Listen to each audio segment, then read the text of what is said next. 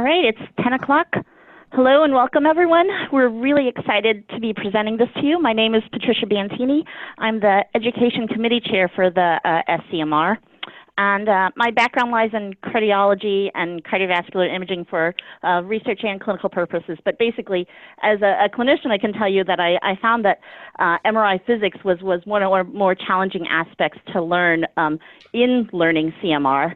But back almost 20 years ago, I was really fortunate to have Anthony Aletras introduce me to MRI physics. And he did in a really fundamental but very comprehensible fashion. And because we've now heard from the community that physics for clinicians and for people who are not physicists, we feel like that's been a void in the education of a lot of people. We're really happy to announce that we've got this pilot, the SCMR webinar series called MRI Physics, Just the Basics. So today we have over 200 registrants from across 5 continents. So this is why we're really super excited that we are able to provide this service. And today's webinar, the MRI Signal, will focus on how the MRI signal is generated from the patient's magnetic dipoles and how an image is formed by using magnetic gradient fields. So before we get into the webinar, let me go over a few basics about the session and the Zoom functions and whatnot and how we're going to be doing everything. Anthony, if you can advance the slide, please. So this webinar is scheduled for 1 hour, and it will consist of about 30 to 45 minutes of a didactic lecture with the remainder of the time available for questions. We are recording the session, so afterwards you will be receiving a link to the recording probably within about 2 weeks of the session. We ask that all participants mute your computers so that we don't have background noise or your phones and whatnot. And at this point, you should be seeing the slides on your screen as part of the Zoom webinar platform. Basically, it says Zoom Meeting Control Overview. On the bottom of your screen, you should see the control panel, and there are going to be 2 functions that will be the most important for today. The first is you're having problems hearing me. See, the function actually works. Let's try that. Is that better for volume? Okay, so the first is a chat function, which someone's already used, and you can chat with other attendees or with the moderator and the presenter. And if you are experiencing any issues with sound or visual and whatnot, please reach out to us either now or at any point during the session. Shauna Lee would be the one to reach out to in the chat, and she can try to help you troubleshoot. And if you can advance the slide, the other important icon on the bottom of your screen is for questions. So we will have, after the didactic lecture, we're going to have a section in which Dr. Aletras will be able to answer your questions. So the Q&A function is specifically designed as a way for us to gather questions from you. You can ask them during the lecture, and then after the lecture is done, we'll go back to the questions and we'll try to answer as many of those as we can within the time constraints. So this is one of the big advantages of being able to participate live in the webinar, is that you have your speaker available. And so if you have questions, you can please take advantage of this function and ask your questions. So I think with that, that's my overview. And so let me go ahead. I'm really pleased to be able to present our speaker, Dr. Anthony Aletras. You know, I mentioned I'm a former student of his, and he really kind of made a difference in my education. Dr. Aletras is the Director and Professor of Biomedicine and Imaging Technologies at Aristotle University in Thessaloniki in Greece. He also serves as a researcher at the Department of Clinical Physiology at the Medical Faculty at Lund University in Sweden. He has numerous publications on CMR imaging, both for pathophysiologic interrogations and diagnostic imaging. His more recent interests include fetal cardiovascular MRI and simulations for improving quantitative MRI. He's co-inventor of dense strain imaging and CST contrast agents. And his work on area at risk determination based on intramyocardial edema is his most cited work. He's been presenting scientific work at the SCMR since 1999. He's a member of the SCMR Education Committee and a prior member of the SCMR Program Committee. Needless to say, he's extremely qualified to be talking to you today. So welcome, Anthony. We're totally thrilled to have you, and I'm going to hand things over to you now. Thank you, Patricia. Thank you very much. There's a slide with a potential conflict of interest. I would also like to welcome you to the first webinar in the physics series and get right down to it. So with cardiac MRI, we can get different types of images by simply changing the program that runs on our scanner. These images can help in the clinic to look at myocardial perfusion, anatomy, myocardial contractility, function, tissue viability, as well as other physiological parameters that can help in diagnosing a patient. Today, we're going to take a look at the basic MRI signal and how an image is formed. In future webinars, we're going to go into the specifics of how to create images such as those on this slide. So before we get started, let's define a few things that we will need. And that is, what is magnitude, frequency, and phase?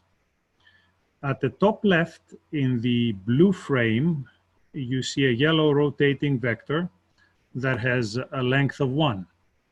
In other words, it has a magnitude of 1.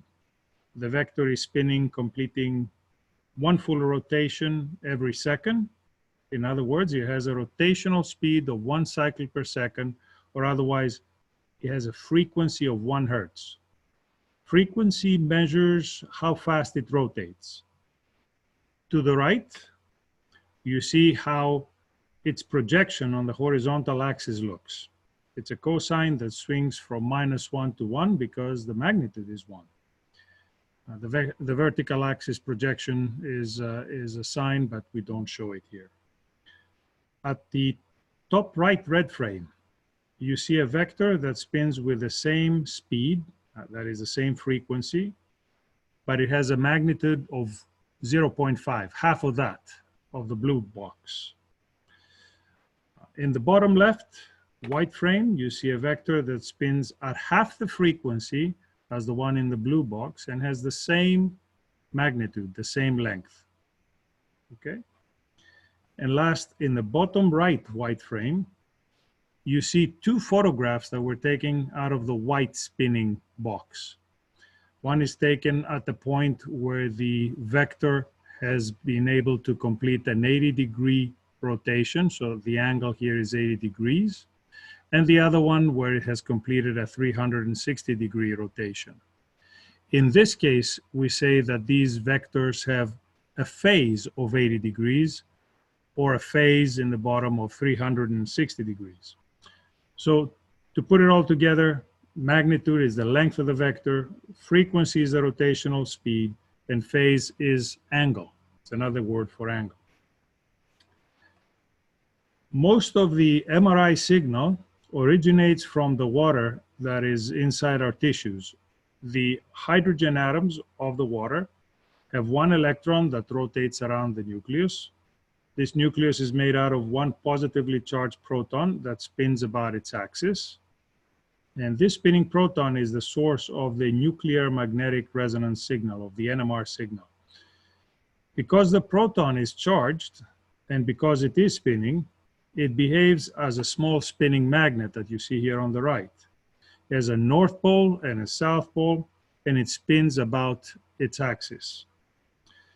Our tissues have these spins, or otherwise called magnetic dipoles, inside them.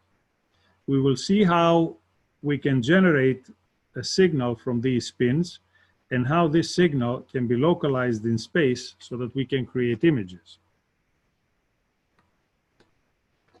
The signal that we will get initially will be non-localized from the entire patient, and when we localize, we get the images that we want. So let's start with the simplest approach that we can take. On the top left panel here, you see the spins inside the patient before the patient goes inside the MRI scanner. All these small magnetic dipoles in the tissues, the spins, are randomly oriented, as you can see. Once your patient, all of these little spins, gets inside the strong magnetic field, which is represented here by this big magnet, The spins align with the magnetic field and they point up parallel or down anti-parallel to the field. There are about 5 to 6 more spins per million that point up compared to those pointing down. If we consider that the rest of the spins cancel out, then we can see the result at the top right panel. These are those 5, 6 spins that eventually will give us the MRI signal. So this is the magnet, the big magnet here, the 1.5 or 3 Tesla magnet, and these are the spins. This is your patient, the 6 small spins. And so that we do not have to draw magnets, from now on, we will use vectors. So the pictures below are the exact same pictures as the ones above. Each of the spins in your patient is now represented by a small vector with the letter mu, the Greek letter mu, and the magnetic field of the MRI scanner is represented by a big vector B0 or B0. Otherwise, the pictures at the bottom row are the same as the ones in the top row. This is not enough as a description, so let's move to a better three-dimensional approach in the so-called laboratory frame. We need this so that we can explain resonance. The previous model doesn't help. In order to show you what is happening, I have introduced a three-dimensional frame of reference. You can see the X, Y, and Z axis. This is the so-called laboratory frame of reference, where the ZY plane is the plane of your slide. And think that the X-axis is coming straight towards you out of the slide. You can see at the top right here how these axes relate to the patient that lies in the MRI scanner. The Z-axis is the head-foot axis, the X-axis is the left-right, and the Y-axis is from the nose all the way back to the head. So what we can see in this picture is that when the patient goes inside the magnetic field, these spins do not align perfectly parallel or anti-parallel, but they spin at an angle about the magnetic field. This is what spins do. That's their job. They spin, or otherwise precess, you might hear that word. They spin about any magnetic field that they see. The spins spin on the surface of 2 cones that you can see here, one pointing up and one pointing down. We can remove from this picture, as we did before, spins that cancel out, as we did before, and we end up with a cone pointing up with those 5 to 6 extra spins. We can also further simplify this picture by geometrically adding the spins. We're not going to do this in detail here, but the result is that your patient now shows up as a single main magnetization vector. Note that this is a capital M. This vector represents all the spins inside your patient. This is what's going to give you the signal. This M has a tendency to spin about its axis and is aligned with the Z-axis in the foot-head direction.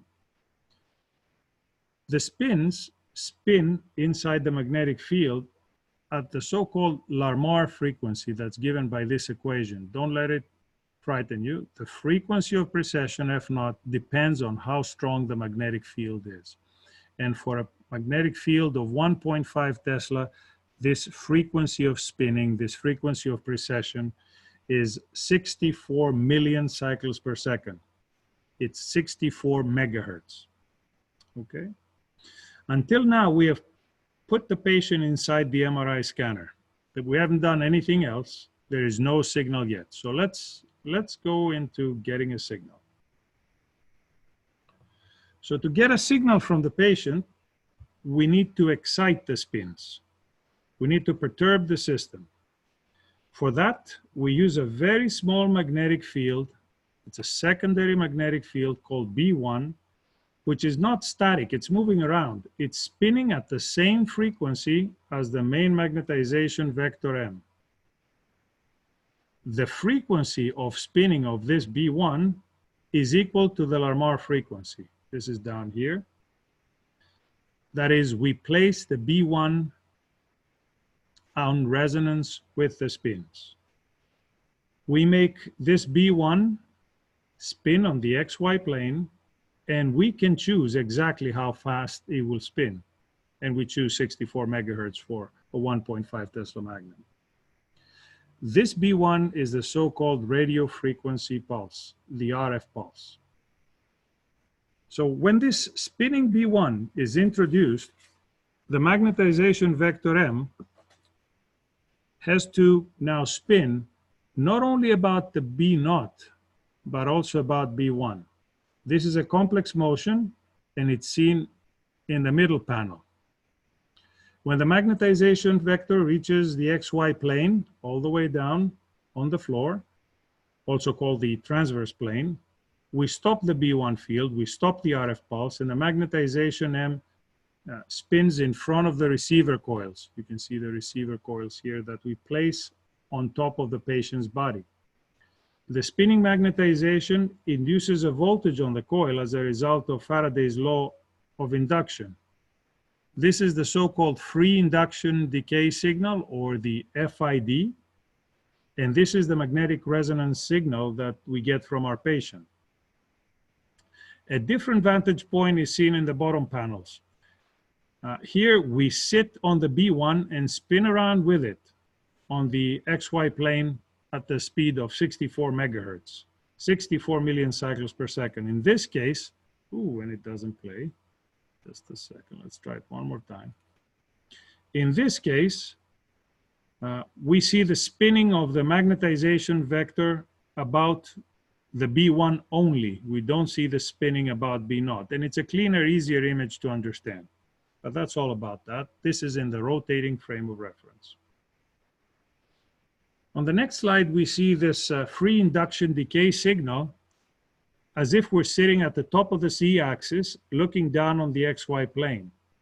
We see the white magnetization vector spinning on the XY plane, and while it is spinning and becoming smaller with time, it creates the FID projections, the yellow and the purple, that we saw in the previous slide.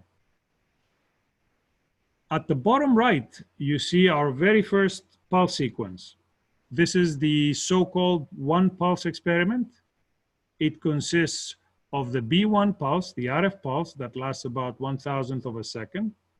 And when this is done, we turn on the acquisition. We turn on the receiver to receive the signal to capture the free induction decay from the coils that we have put on the patient.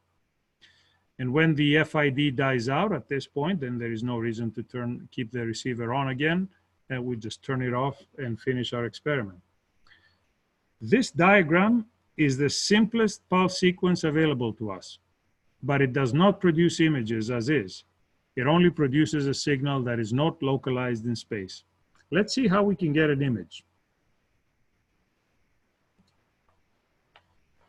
The free induction decay is generated as the addition, as the sum of all the signals that arrive at the receiver coil that we have on the patient. This is the signal from the arms, from the heart, the lungs, the liver, all together added up together. Once they're added together, we cannot tell where they originated from, and that's the problem. In order for us to make an image, we need to know where the signals are coming from, where they're originating in space. We do not want a simple addition of these signals. We need to localize the signals in three-dimensional space. Therefore, we need to somehow give three-dimensional space a unique property at every location.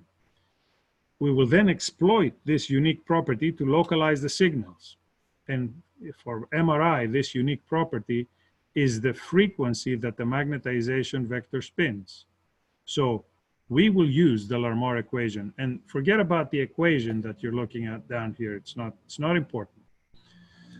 How do we do this? We do this by adding to the MRI scanner the so-called gradient coils, the X gradient coil, GX, the Y gradient coil, and the Z gradient coil. Look at the panels at the top.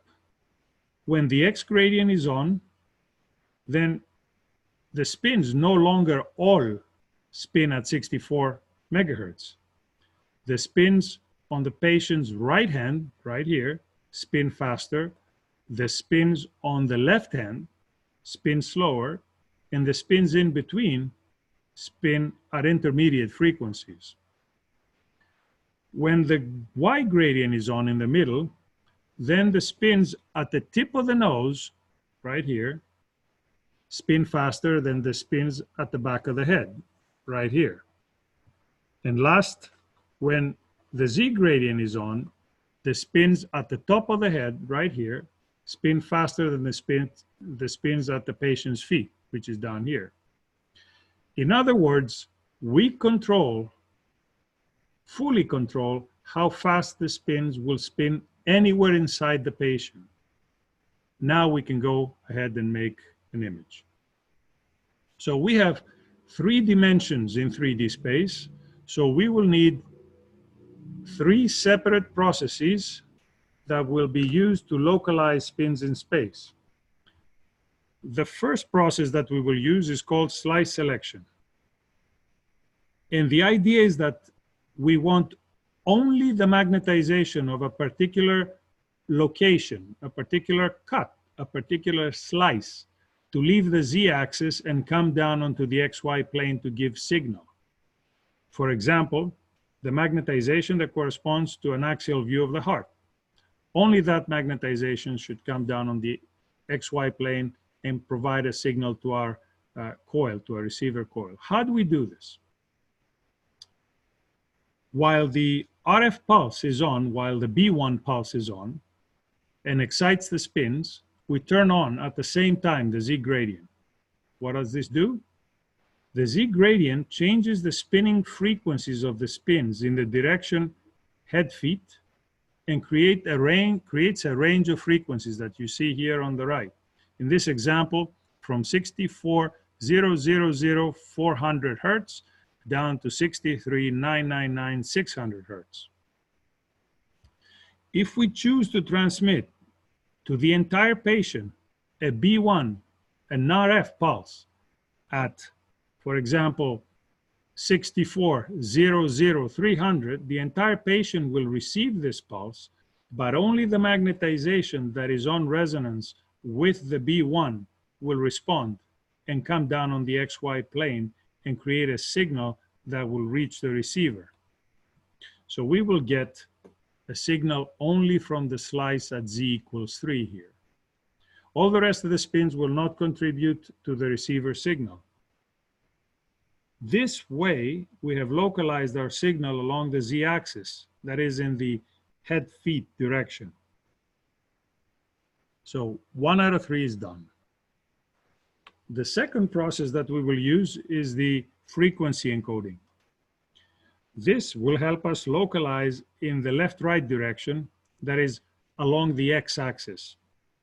To do this, we will use the X gradient coil. The X gradient at the same time will be turned on as we receive our signal, when we acquire our signal, when our receiver is listening to the signals originating from the patient. So now, in order for me to show you what's going on, I will cheat so that I can describe this process. I will show you what is in the magnet down here on the left. So this is what's in the magnet. It's a slice of moist bread. Note that the x-axis is here vertical.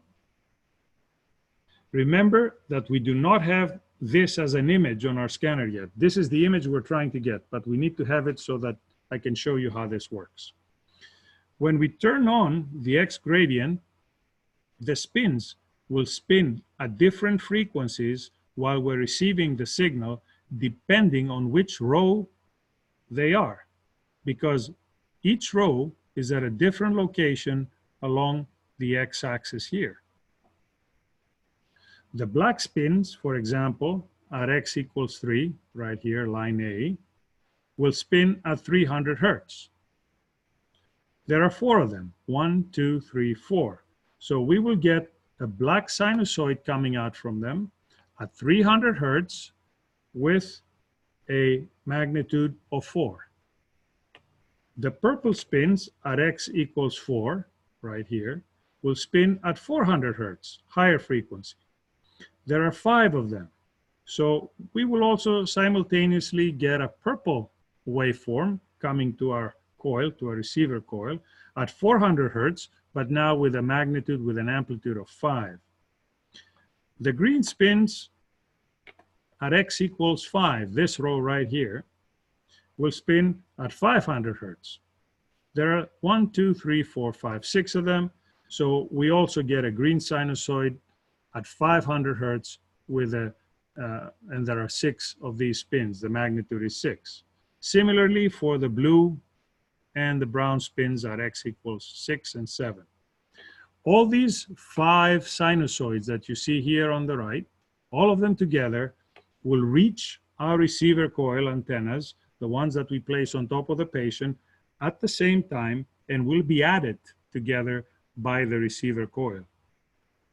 So the result is that we get the bottom, right here at the bottom, this thick black signal at our antenna, at our receiver coil.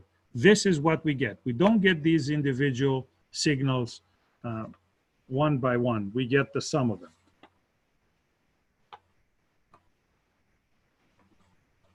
Then we can use a mathematical tool called the Fourier transform to untangle the individual frequencies.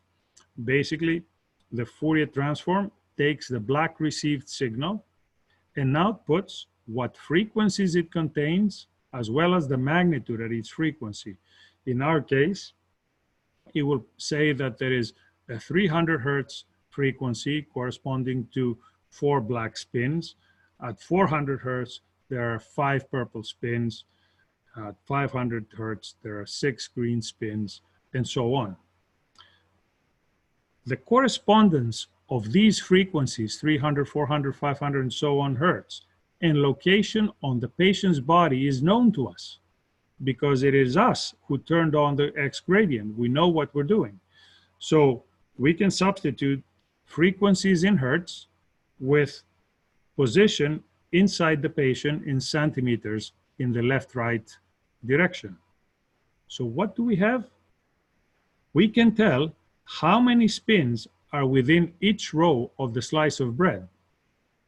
In other words, we have a projection of the slice of bread onto the x-axis. We're projecting this slice of bread onto this axis, and we're getting the numbers that correspond to the number of spins. 4 here, 5 here, 6, and so on. Now, excuse me. What we have done is we have localized the signal along the x-axis. We could get more projections and reconstruct an image as they do in computed tomography. However, in most cases, in MRI, we use phase encoding to localize along the last third dimension. So let's see how we do that. We do this by doing phase encoding, and we do this by turning on the Y gradient, the last gradient that's left to us, the one that goes from the tip of the nose to the back of the head, for only a brief period of time. And we do this right after the slice has been selected, but before we turn on our receiver to receive the signals. The idea is the following. The idea is that we force the spins to spin at different frequencies, at different rotational speeds for only a brief time, depending on their position on the y-axis, which means since the y-axis here is horizontal, depending on which column inside the bread these spins reside. As a result of the brief change in frequency, the spins will have spun different amounts and therefore have different phase depending on the column they reside. You can see, for example, that the spins at the first column on the left at y equals 1 have less phase. You see they went down by about 30 degrees, have less phase than the spins in the second column where they've rotated about 60 degrees, all of them down, and the spins at y equals 3, they have spun even more to 90 degrees with respect to their original position. So basically what we've done is we have given spins a unique property that depends on their y position. This is excellent. This property is phase. So one potentially could think that we're done localizing, but are we? Unfortunately, once vectors with different phases are added together, with different angles are added together, there is no way to go back to the original vectors. For example, by knowing the starting and ending points of a journey, we cannot know which exact route was followed for the trip, right? You cannot tell, but if you have the sum of two vectors going from A to B, if this is the sum of the purple arrows or the sum of the blue arrows. So this is a problem. It's a basic fundamental issue, and the Fourier transform cannot help to untangle the vectors. The solution is to convert phase acquired by the spins into frequency information. What does this mean? This is similar to taking a series of photographs for determining how fast the car is moving. A single photograph cannot help you, but a series of photographs can help you determine how fast the car is moving. These photographs basically can help us convert distance into speed if we take enough and fast of these, enough pictures, enough photographs, and fast enough. So let's see how we can convert phase information into frequency information for our spins. We need to repeat in a manner similar to getting the series of photographs of the car. So we need to spend time, we need to do things many times, not just once. And we're going to see what these things are. So this is our first experiment that we're going to do, is we're going to turn on the Y gradient. We have full control over this, so that the spins in the first column in the bread, these spins right here, get a phase of 10 degrees. Look at them all together. There's 5 of them, right? So that's 5 for the magnitude and 10 degrees. There it is. The spins at Y equals 2, therefore, will get 20 degrees. There we go. There they are. The spins at Y equals 3, this column, the third column, will get 30 degrees. Y equals 4, these spins 40 degrees, and so on. On our coil, we receive the sum of all of these. So we receive the sum of what's shown right here.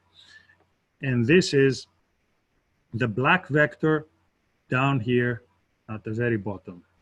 As we discussed earlier, this is useless by itself. We cannot go from this vector back to the individual vectors that were added up to produce the vector in the bottom. So what we do is we repeat this experiment one more time and turn on the Y gradient twice as strong, so that the spins in the first column now in the bread will get a phase of 20 degrees. The spins in the second column will get 40 degrees. At Y equals 3, these spins right here in the third column will get 60 degrees, and so on. Again, we receive in our coils the sum of all of these, which is this red vector down here, which is useless by itself, since we cannot go from this one back to the individual red vectors. Okay, let's do this a third time. Patience, just a little bit more. We do this for a third time, and now we turn on the Y gradient 3 times as strong, so that the spins in the first column right here of the bread will get a phase of 30 degrees. You see there's 5 of them, that's the magnitude, and this is how much phase they get, 30 degrees. The spins therefore at Y equals 2, the second column, will get 60 degrees. Spins at Y equals 3 will get 90 degrees, and so on. Again, these are all summed up, and the green vector that's shown down here, it's not useful by itself, not at all. We do this for a 4th time, 4 times as strong, and then again we get a blue vector. That's the addition of all these individual blue vectors. And again, by itself, this bottom blue vector is not very useful. However, if we now overlay all these 4 experiments, all these 4 repetitions of what we've done, all these photographs as we were trying to image the car that's speeding. This is the equivalent. Then we see a pattern emerging. The pattern shows a rate of phase increase that is unique for every location along the y-axis, along its column. So at y equals 1 for this column, if we put the black, the red, the green, and the blue vectors there, we see a rate of 10 degrees per experiment, per repetition. At y equals 2, we see a rate of 20 degrees per repetition, per experiment. At y equals 3, 30 degrees per repetition, y equals 4, 40 degrees per repetition, and so on. This rate of change, this rate of increase in phase is frequency. This rate of change in phase is the definition of frequency. It is the same as the rate of change of distance is speed for the car that we were talking about. The rate of change of distance is speed for the car example. So for spins, distance is phase and speed is frequency. So the rate of change in phase is frequency. And these frequencies now, the Fourier transform can untangle for us. So how do we do this? We take the black, the red, the green, and the blue experiments that we just run, and we put them all inside the so-called raw data matrix in our computer right here. And I didn't show the colors here so as not to confuse you. You may have heard of this matrix as K-space. Then we do a Fourier transform along both directions, both along the X and the Y direction, and we get the image that we were after in the first place. And this is how we form an image in MRI and how the signal from the patient can be put forward to making useful types of images for different diagnoses. And thank you very much. Great, that was excellent. Thank you, Anthony. Okay, so that was a lot to absorb. We made it to the image, and I'm going to let you guys think about what questions you might have as I just put in, this is our one, this is a free webinar, so this is my one little plug here. It's time within the SCMR to renew or if you want to join for 2020. And the benefits of SCMR allow you access to a network of colleagues and discounted rates for sessions and a whole host of online resources. So if you want to join, please go to the scmr.org website and take a look there. And then I also wanted to make sure that you guys are aware, it's a little bit of a 180 from physics, but we have a whole host of online CMR cases that have been gathered and interpreted by SCMR experts. It's an archive that is accessible that you can take a look at and see. We have cases of the week. And it's under the online learning tab. So I'm looking to see, does anyone have any specific questions? If you do, please use that question Q&A icon. I think there's a question where you can submit your questions. As I said, this is one of the benefits of having Dr. Aletras available online so that if you did have a question specifically, here, I see it on the chat. So question number 1.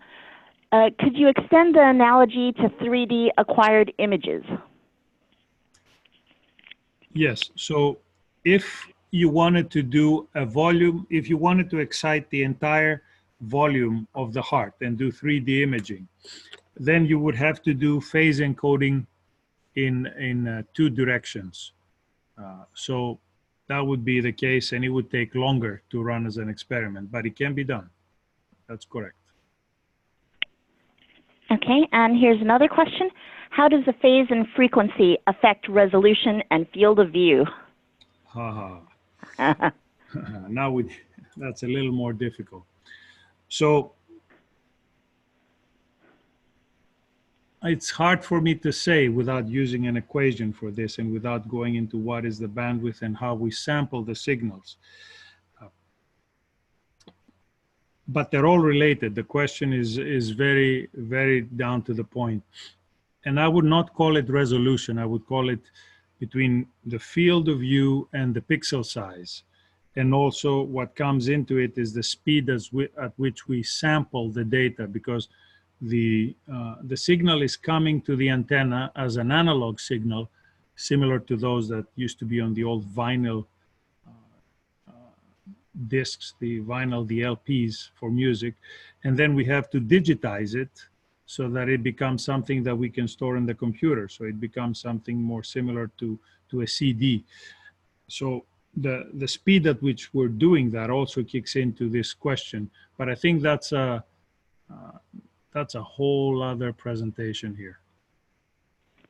No, I think that's fair in saying, and this will be covered in future talks. The next question is, so is it correct to say that all images can only be obtained when we apply 3 separate energies on the X, Y, and Z axes on top of the magnetic field in the background?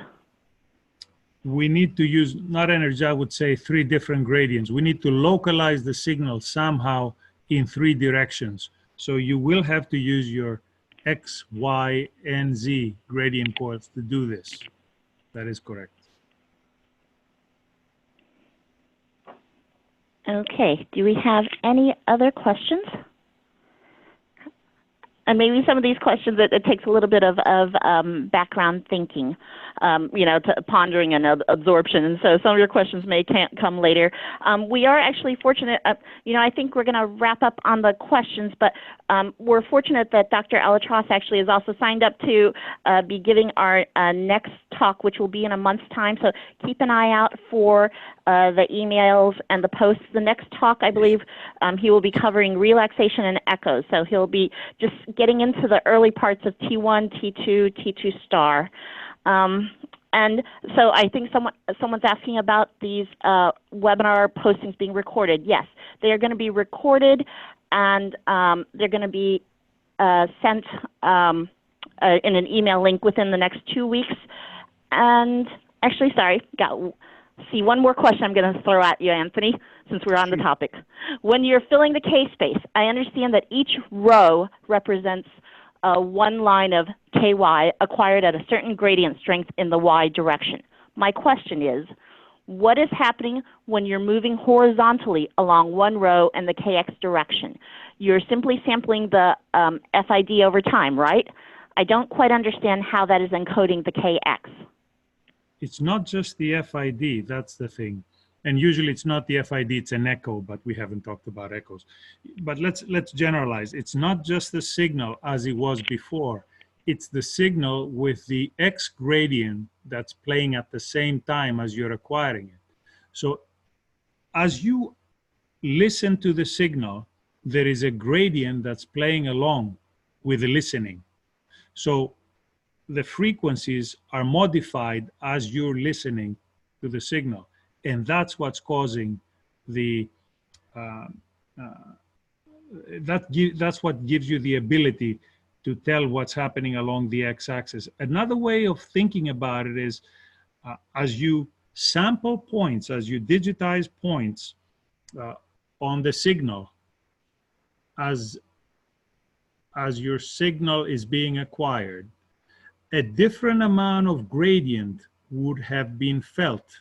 So very little gradient by the first point, twice as much on the second point because it's on continuously, right? The GX.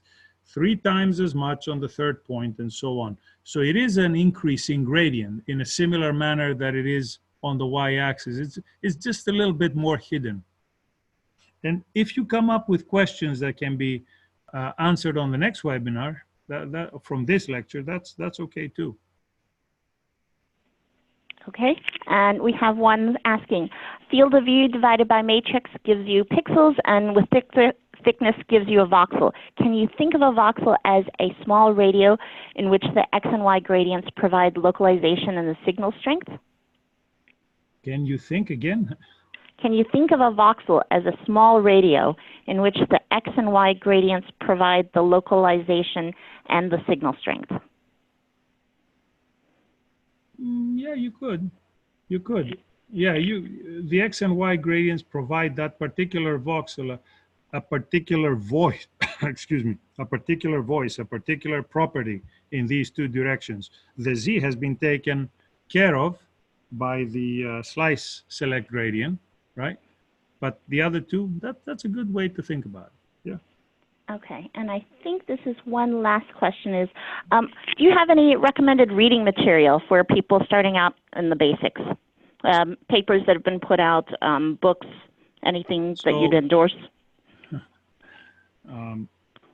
It's a little bit, since I wrote this chapter when I was working for the US government, there's no conflict of interest. So I have written this as a chapter in one of the books, but I'm not going to say which book. If you look around, you could figure it out.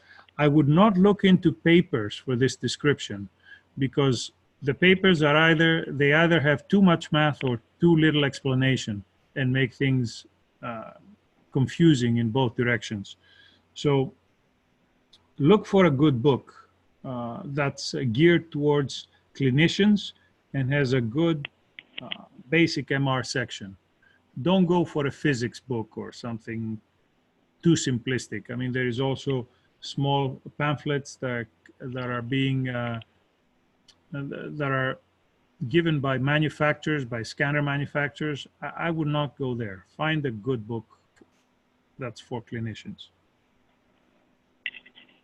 Okay, thank you. I think we're going to wrap things up here. Again, thank you so very much. I know you were under the weather and you still kind of plowed through this, and you know, as I said, I think MRI physics can be a hard topic to absorb, so having someone who can clearly break down the material into these chunks is really key, and having you live here answering questions is really wonderful. And so we thank you, and we're glad to have you back next month for the next lecture. We are going to be lining up. We have other excellent communicators, physicists who will be speaking at future talks, and we hope to be posting a list in the near future.